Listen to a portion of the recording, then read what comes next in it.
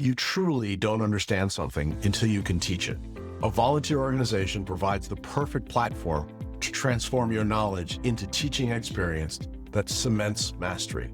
The best learners aren't just absorbing information, they're volunteering to share it. Are you learning or are you teaching? The difference between people who retain 10% of what they learn and those who retain 90 isn't natural ability. It's whether they immediately teach others, forcing their brain to organize, clarify, and deeply process information. Cognitive science research demonstrates that teaching others improves retention by 250% compared to passive learning, and it accelerates expertise development by compressing 10 years of experience into 3 through intensive knowledge organization. When was the last time you volunteered to teach what you're trying to learn? Consumption-only learning models create shallow understanding that evaporates quickly, leaving professionals unable to apply the knowledge when opportunities arise because they never depend on it through teaching. Those who learn without volunteering to teach experience 3 times higher knowledge decay rates and lower practical application success compared to those who immediately volunteer to share their learning. Every skill you consume without volunteering to teach others is knowledge that will fade before you need it, ensuring you remain perpetually beginners across multiple domains rather than achieving deep mastery that only comes from organizing your understanding clearly enough to transfer to others. One of my favorite things is how medical professionals who learn it, do it, teach it. So if you're learning or trying to learn something, find an organization who that would benefit. First of all, in a volunteer organization, there's little pressure and lots of cooperation. People are willing to cooperate and learn something together. They may bring other things to it, but you're learning it and then doing it and then teaching it. So in a low-stress situation, you can try it out, look and learn from it, and then take that to others. Now, I inadvertently did this when I was in college, where I volunteered to do a 2-hour speech. I'd never talked that long, but I volunteered to do a 2-hour speech, and I had to learn how to do that, how to keep the audience going, how to keep the audience interested, how to draw them out, how to keep them in their seats for 2 hours, particularly because this audience was high school students, and it was after dinner. And if you know anything about that, that's the worst time. But there was low stress. They asked me to do it. They didn't pay me. I didn't feel any stress. I worked through it. It turned out it was one of the best things I've ever done. And I've now done it for over 35 years. And hopefully sooner or later we'll get good at it. But I love doing it. And the things that I'm interested in doing, I find an organization that would help and volunteer to do it. I love photography and I'm trying to learn a new camera. So I show up at all sorts of events and take pictures and give them away. Why? Low pressure, and it forces me to learn.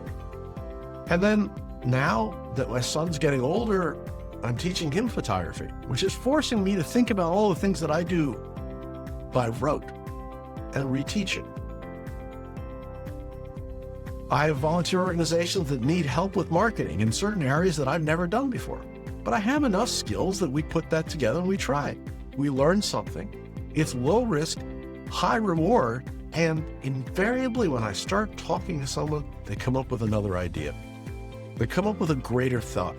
They come up with the ability to interact and be part of. And they bring another brick to the building. And they may have a friend who's done this, and since you're a volunteer and they're a volunteer, they're willing to help you. Where if you were doing it in business, they'd want payment or they wouldn't want your competition. But instead, if you all band together, you could do something amazing. And as soon as that starts, it starts to snowball. My son's on a swim team, and one of the other people there is on the board of directors of a green sports program. And she said, hey, by the way, I hear you do video. Would you mind shooting some video for me? Well, of course, happy to help.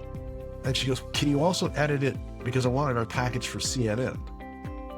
Now, I'm an amateur photographer. I do video like you see here, you and I talking together.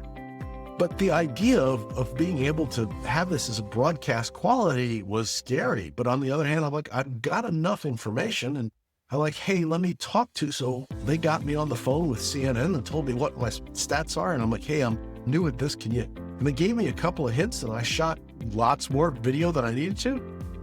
And all of a sudden, the stuff I produced went on CNN. And I learned a lot. And I was able to work with this person who has done this before, and I learned a lot there.